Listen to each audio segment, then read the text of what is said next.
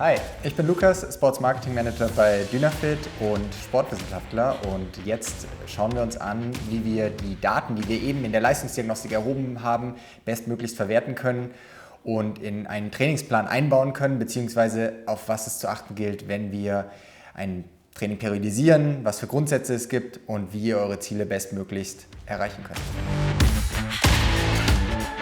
Zunächst einmal muss gesagt werden, dass Training was super Individuelles und sehr, sehr Spezifisches ist. Denn jeder hat einen eigenen Körper, der unterschiedlich arbeitet. Genau deswegen machen wir diese Leistungsdiagnostik, um auch diese individuellen Stellschrauben bestmöglichst herausarbeiten zu können und zu sehen, an welchen Stellschrauben muss gedreht werden. Deswegen kann man jetzt auch nicht pauschal hergehen und kann sagen, ein Training muss genau so aussehen, man muss genau so viele intensive Einheiten machen und man muss vielleicht so und so viel Intervalltraining ins Training mit einbauen, sondern das ist genau die Kunst jetzt, herauszufinden und zu sehen anhand der Daten, wie viel Intervalltraining ist für mich und für meine Zielsetzung, für das Ziel, das ich erreichen möchte, wesentlich und wichtig. Nichtsdestotrotz gibt es so ein paar Grundsätze, die es definitiv zu beachten gilt. Und fangen wir mal an, uns so einen Trainingszyklus anzuschauen. Normalerweise setzen wir uns vor der Saison hin und überlegen, was sind die Hauptziele, was möchte ich erreichen, was sind meine Projekte, wohin soll mich der Weg führen, wie möchte ich mich verbessern. Denn Training bedeutet immer, dass ich mein Fitnesslevel, meine Energiebereitstellung verbessern möchte.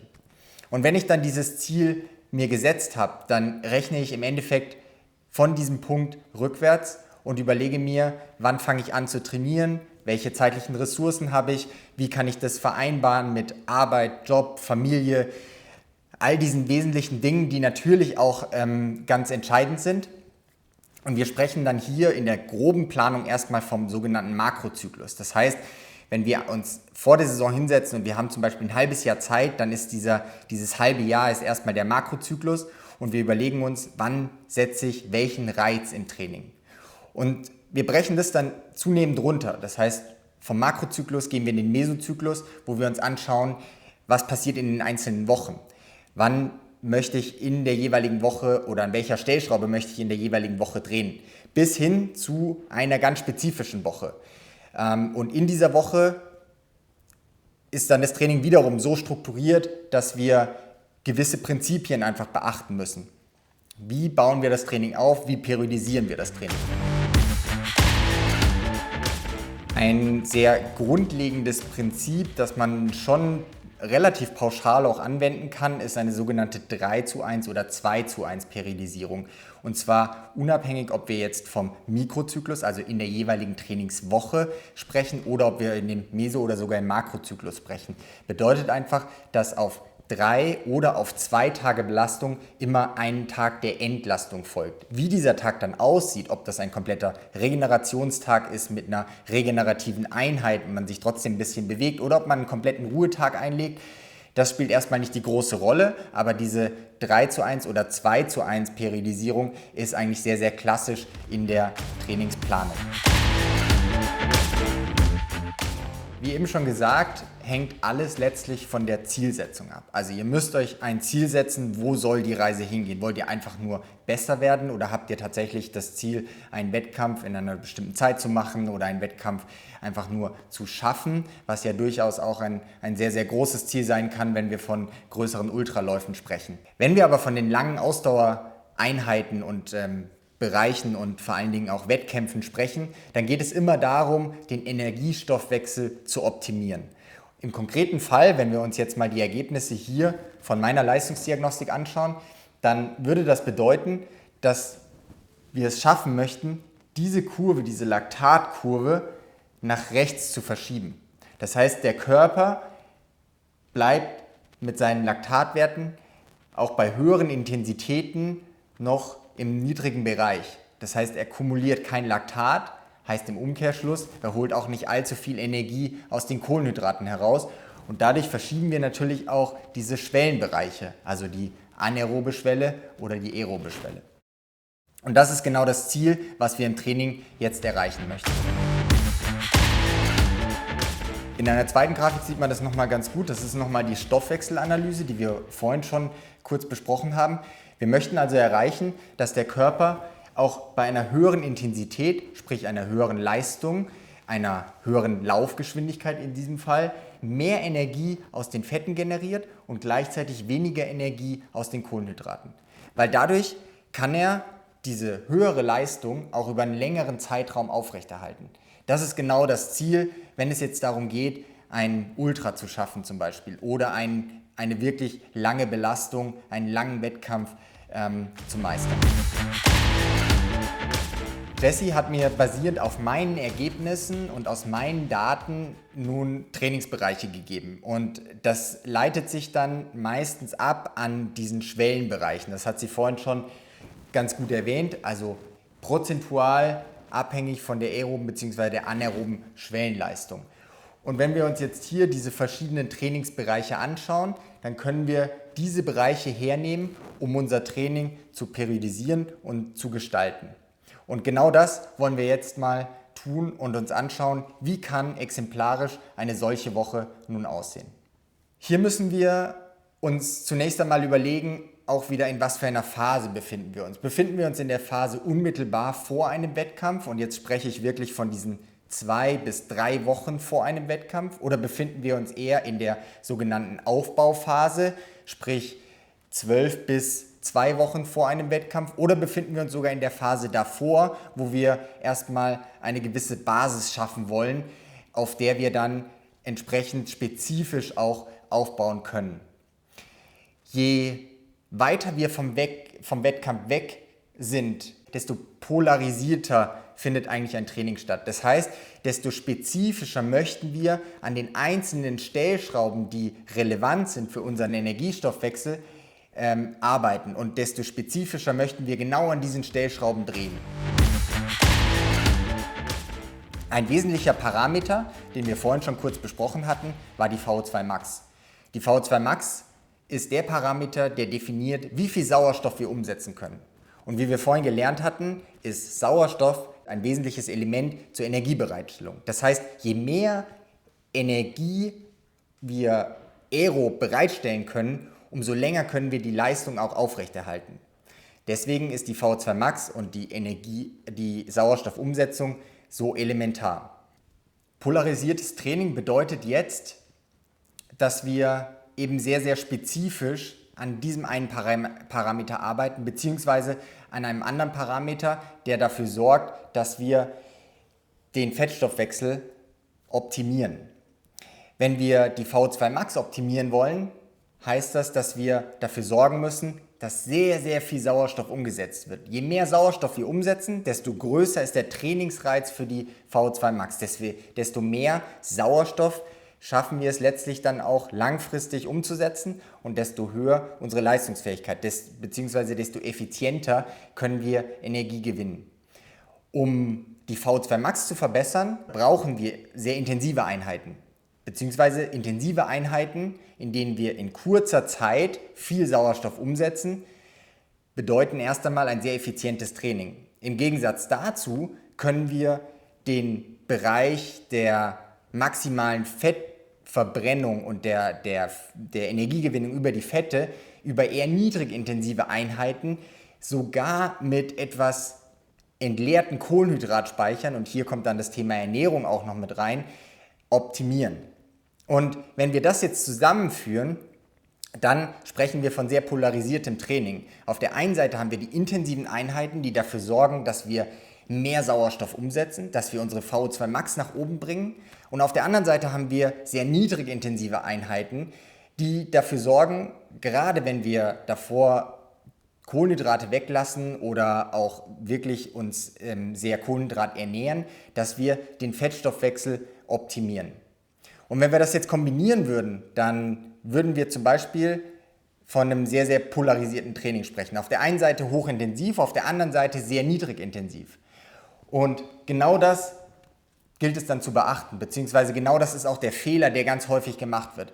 Viel zu oft wird eigentlich in einem Bereich trainiert, ich sag mal hier in diesem klassischen G1-2-Bereich, der irgendwas darstellt, indem wir ein bisschen Energie über die Fette, ein bisschen Energie über die Kohlenhydrate gewinnen, indem wir aber nicht wirklich den Trainingsreiz setzen. Denn Training bedeutet immer, einen Reiz zu setzen, um die jeweilige Stellschraube zu optimieren, den Parameter zu optimieren. Und wenn wir jetzt polarisiert trainieren, würde das bedeuten, dass eine Trainingseinheit super niedrig intensiv ist. Sprich, wir arbeiten hier wirklich im GA1-Bereich, im Grundlagenausdauer-1-Bereich. Manchmal sogar dann mit einem sehr kohlenhydratarmen Zustand, sprich morgens in der Früh, vor dem Frühstück oder auch abends, wenn wir mittags die letzte Mahlzeit zu uns genommen haben. Auf der anderen Seite haben wir hochintensive Einheiten, die dafür sorgen, dass wir die VO2 Max nach oben bringen. Und da gilt es dann wirklich in einem Bereich zu arbeiten, in dem wir vom Entwicklungsbereich oder sogar vom Spitzenbereich sprechen. Also wirklich in hochintensiven Bereichen, in denen wir sehr effizient in einem kurzen Zeitraum viel Sauerstoff umsetzen. Wenn wir sehr weit weg sind von dem Ziel, sprich wirklich in einer Basisphase, dann versuchen wir ganz spezifisch an diesen Stellschrauben auch zu arbeiten. Bedeutet, die Intervalldauer zum Beispiel in den intensiven Einheiten, und jetzt sprechen wir schon wirklich über spezifisches Intervalltraining im Gegensatz oder spezifisch von der Intervallmethode im Gegensatz zur Dauermethode, darf ruhig so aussehen, dass die Intervalldauer sehr, sehr kurz ist, also 30 Sekunden, 1 Minute, zum Beispiel dieses klassische Training von Minutenläufe, 1 Minute hochintensiv, 1 Minute niedrigintensiv. Dadurch haben wir einen extrem hohen Sauerstoffumsatz, aber auf einem sehr, sehr effizienten Weg.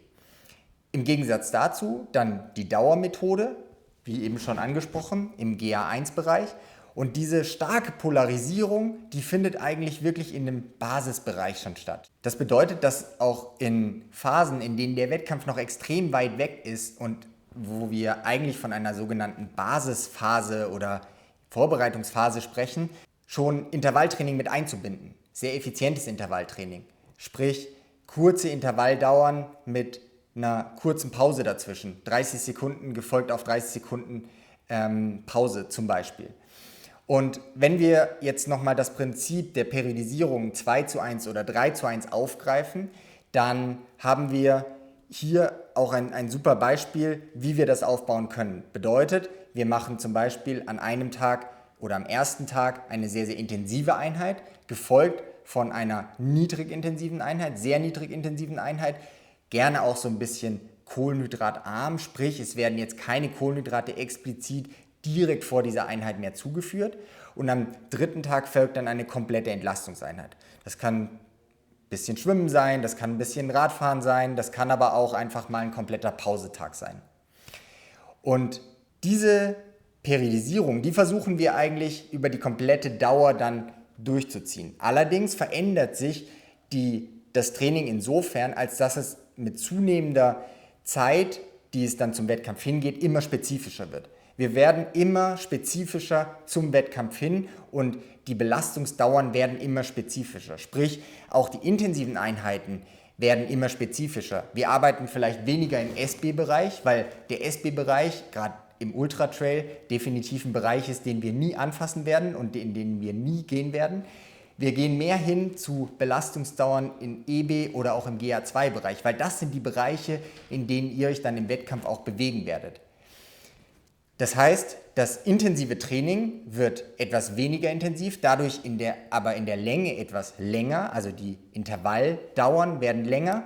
Gleichzeitig behalten wir aber auch die langen Grundlageneinheiten bei, allerdings geht da auch der Umfang deutlich nach oben. Also wenn wir wirklich von Ultratrailläufen sprechen, dann kommen da sicherlich die ein oder anderen Einheiten von 4, vielleicht sogar mal 5 Stunden mit hinzu. Wir halten also fest, je näher es in Richtung Wettkampf geht, umso mehr bringen wir die sehr spezifischen Einheiten und dieses stark periodisierte Training zusammen. Desto mehr werden die Intensitäten auch angepasst an die Intensität, die wir im Wettkampf laufen möchten. Von Intervalleinheiten, die sehr, sehr kurz sind, aber super spezifisch, wirklich auf ein klares VO2 Max Training ausgerichtet, hin zu Einheiten, die deutlich länger sind, deutlich länger in dem Intensitätsbereich, den wir dann auch im Wettkampf laufen möchten. Und hier sprechen wir dann von einer Zunahme der wettkampfspezifischen Einheiten im Laufe des Trainingsfortschritts hin zum Wettkampf.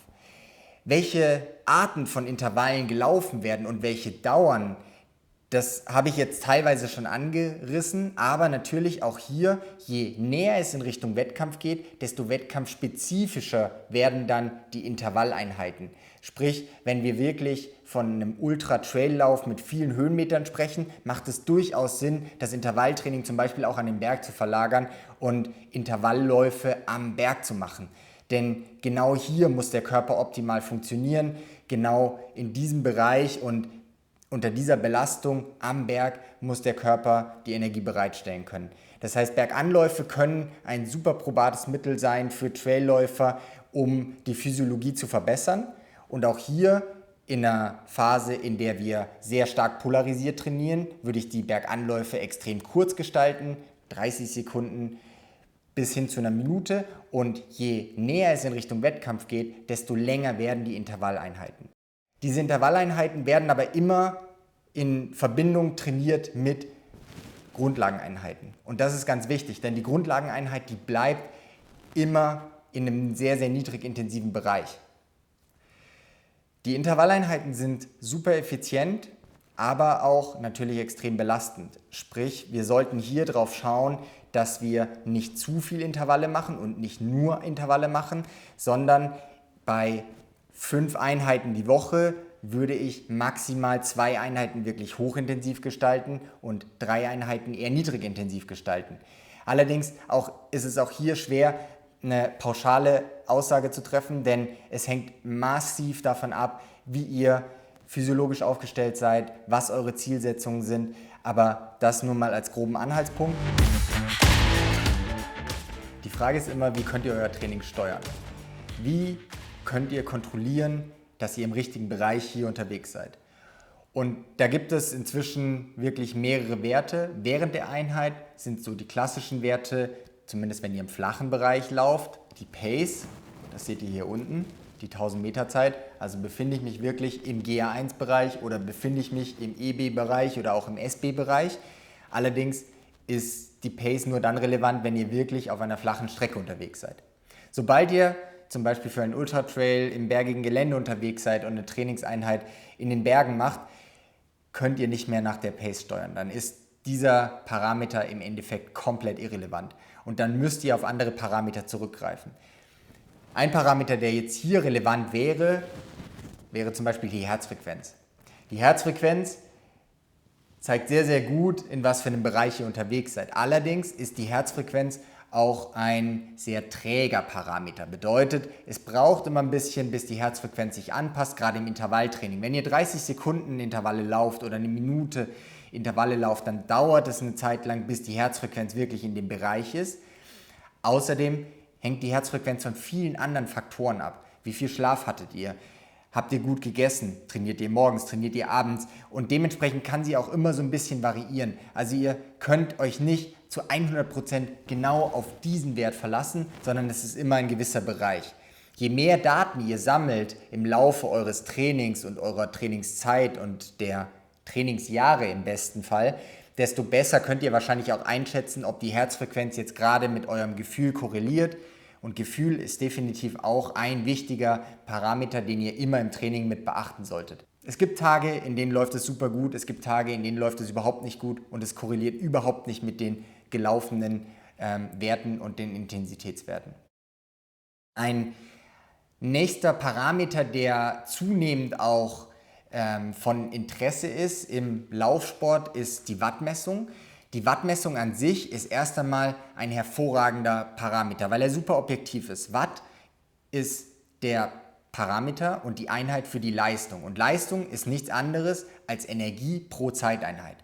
Bedeutet, eigentlich ist die Watt oder der Wattwert genau der Wert, der bestimmt, wie viel Energie pro Zeiteinheit ihr für diese entsprechende Intensität, für diese entsprechende Pace gerade braucht.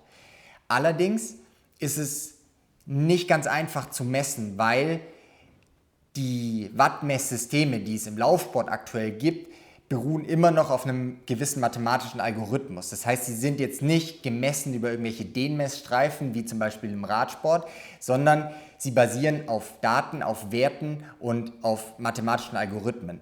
Und Da fließen viele Faktoren mit ein und die Systeme funktionieren inzwischen sehr, sehr gut, aber auch hier gilt, je mehr Daten ihr im Laufe der Zeit sammelt, je mehr ihr mit dem System arbeitet, umso besser könnt ihr dann auch darüber das Training steuern und die ausgespuckten Werte, die ihr dann seht, schlussendlich nutzen für eure Trainingssteuerung. Aber Herzfrequenz, Watt, Pace und Gefühl sind wahrscheinlich die 4 wichtigsten Parameter, wie ihr euer Training und die Intensität vor allen Dingen kontrollieren könnt und wie ihr euer Training auch steuern könnt. Neben dem eigentlichen Training, und wenn ich vom eigentlichen Training spreche, meine ich die Trainingseinheit, sprich den Belastungsreiz, ist die Regeneration extremst wichtig in der ganzen Planung. Und ihr solltet diese Regeneration auch mit einplanen. Egal, ob das jetzt ein Ruhetag ist und ihr wirklich im Trainingsplan sagt, an diesem Tag mache ich locker oder trainiere nur im Recon-Bereich oder gehe schwimmen oder gehe Radfahren, oder ob es tatsächlich auch alle anderen äußeren Faktoren, Umstände, familiär bedingt, jobbedingt sind. Ihr solltet darauf achten, dass ihr euch bestmöglichst regeneriert. Ein wesentlicher Bestandteil der Regeneration ist definitiv der Schlaf. Und hier gibt es auch verschiedene Tricks, wie man die Schlafqualität eventuell ein bisschen verbessern kann. In erster Linie muss jeder so sein eigenes Ritual finden, was tut einem gut, was tut einem weniger gut. Aber zum Beispiel direkt vor dem Schlafengehen ein Buch zu lesen und nicht unbedingt nochmal das Handy in die Hand zu nehmen, kann ein Ritual sein, was die Schlafqualität verbessert. Andere gehen vor dem Schlafengehen immer nochmal duschen und fühlen sich dadurch einfach frischer. Auch das kann ein Ritual sein. Oder aber immer zum gleichen Zeitpunkt zum Beispiel ins Bett zu gehen und immer 7 bis 8 Stunden Schlaf zu haben.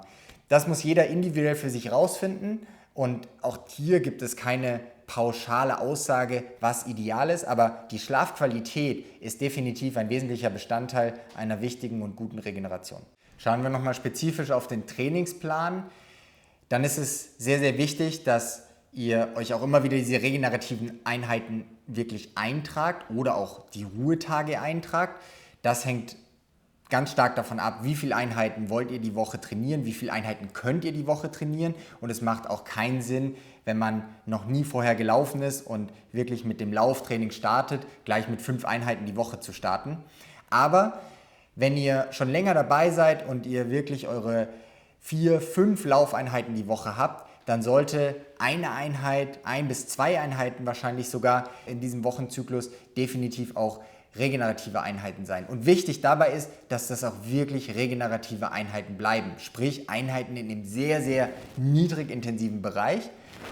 Und hier eignen sich dann auch Alternativsportarten, um die Gelenke ein bisschen zu entlasten, das ganze mechanische, anatomische System, was beim Laufen doch sehr beansprucht ist, ein bisschen zu belasten und trotzdem einen kleinen physiologischen Reiz zu haben, sprich die Muskulatur in Gang zu halten, das System ein bisschen in Gang zu halten. Und super Einheiten, super Sportarten, die sich hierzu eignen, sind definitiv das Radfahren oder aber auch das Schwimmen. Versucht dabei dann aber auch wirklich im niedrig intensiven Bereich unterwegs zu sein und viel, viel Spaß zu haben dabei und die Einheiten locker zu sehen.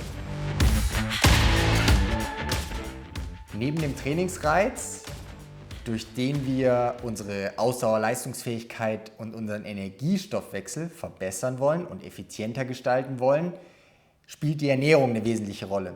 Auf der einen Seite haben wir den Reiz, bei dem wir Energie brauchen, und auf der anderen Seite die Ernährung, die uns Energie gibt. Das zeigt eigentlich schon, wie wichtig auch der Faktor Ernährung im Ausdauersport ist.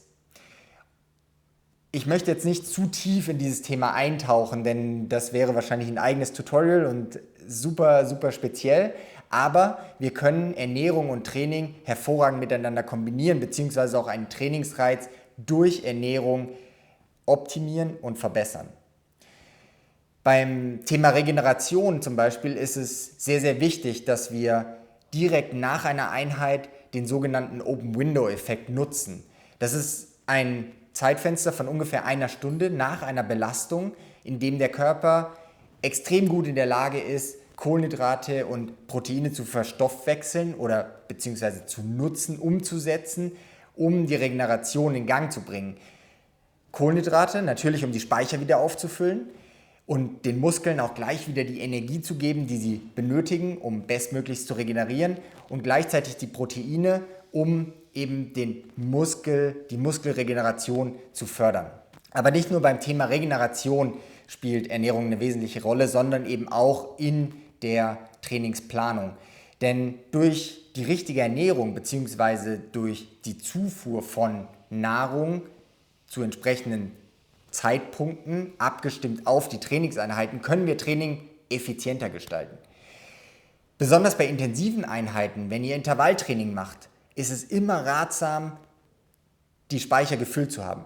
Und wenn ich von Speichern spreche, spreche ich von den Kohlenhydratspeichern, sprich 1 bis 2 Stunden vor der Einheit, so dass es irgendwo auch verträglich ist für euch, noch Kohlenhydrate zuzuführen, um dann mit vollen Speichern die Intervalleinheit zu machen. Denn bei Intervalleinheiten bewegt ihr euch ja meistens hier in einem Bereich, in dem der Körper, und das haben wir vorhin schon gesehen, sich fast ausschließlich von Kohlenhydraten die Energie zieht.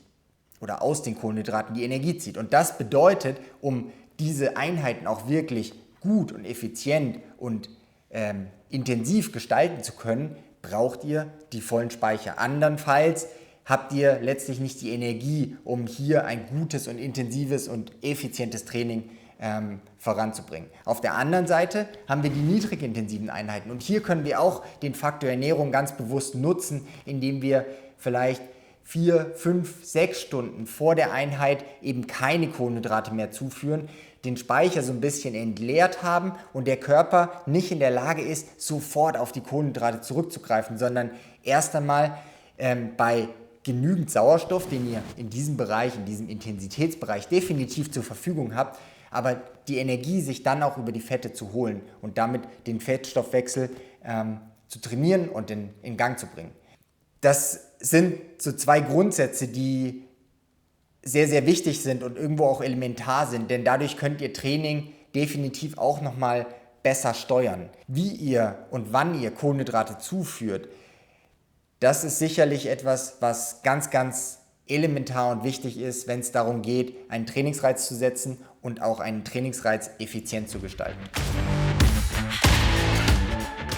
Was wir heute hier gemessen haben, ist der metabolische Teil. Aber natürlich geht es nicht nur um die Energiegewinnung, sondern es sind auch noch ganz viele andere Faktoren limitierend und ganz wesentlich, die auch im Training berücksichtigt werden sollten. Sowas wie Krafttraining, wie Stabilisationstraining, wie Koordinationstraining. Und auch hier besteht die Möglichkeit, hier bei Sports Innovated im Dynafit Athlete Center Diagnostiken zu machen. Dann habt ihr wirklich objektive Daten, anhand deren ihr sehen könnt, wo sind eure Schwächen, wo sind auch hier eure Stellschrauben, an denen ihr arbeiten müsst. Ist es vielleicht eine Dysbalance zwischen linkem und rechtem Bein? Ist es eine Dysbalance zwischen der Rückenmuskulatur und der Bauchmuskulatur? Müsst ihr an eurer Koordination arbeiten? Wenn ihr diese Daten habt, dann könnt ihr auch spezifisch mit Übungen daran arbeiten und diese Übungen sollten dann auch in den Trainingsplan mit eingebaut werden. Ein Grundsatz, der ganz wesentlich und wichtig zu beachten ist, lautet Koordination vor Schnelligkeit, vor Kraft, vor Ausdauer. In der Trainingsplanung ist das ein wesentlicher Grundsatz, der immer beachtet werden sollte. Denn wenn ihr Koordinationstraining macht, müsst ihr dieses Training, um es gut und effizient zu gestalten, in einem sehr ausgeruhten Zustand machen. Ihr solltet nicht unbedingt die komplett ermüdete Muskulatur haben, sondern es geht darum, dass der Körper lernt, die richtigen Muskelgruppen zum richtigen Zeitpunkt, oftmals in wirklich Millisekunden, gut anzusteuern. Und das schafft ihr nur, indem ihr ausgeruht diese Trainingseinheiten auch absolviert.